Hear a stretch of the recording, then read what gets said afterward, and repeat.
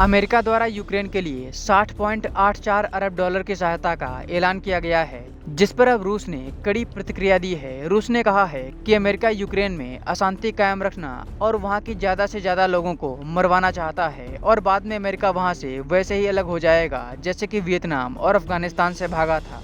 20 अप्रैल को अमेरिका की प्रतिनिधि सभा ने यूक्रेन की मदद का जो प्रस्ताव पारित किया है उसमें से 23 अरब डॉलर के हथियार दिए जाएंगे। शेष बचे 37.84 अरब डॉलर की धनराशि प्रशासनिक व अन्य कार्यों के लिए दी जाएगी।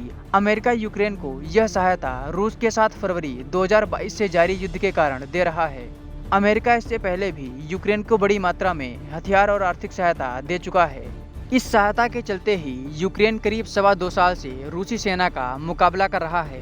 रूसी विदेश मंत्रालय की प्रवक्ता मारिया जखारोवा ने कहा है कि ताज़ा सहायता से स्पष्ट है कि अमेरिका चाहता है कि यूक्रेन आखिरी नागरिक रहने तक रूस से लड़ता रहे। अमेरिका रूस के खिलाफ परोक्ष युद्ध छिड़े हुए है, लेकिन यूक्रेन में भी अमेरिका का वही हश्र होगा जो वियतनाम और अफगानिस्तान में हुआ था।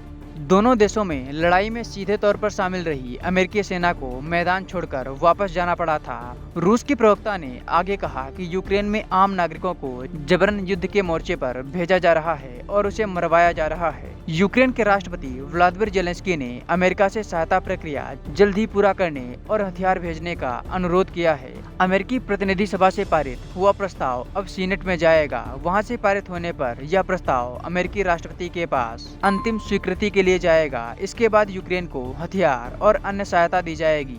जेलेंस्की ने कहा है कि उनकी सेना को अब लंबी दूरी तक मार करने वाले हथियारों और एयर डिफेंस सिस्टम की सख्त जरूरत है।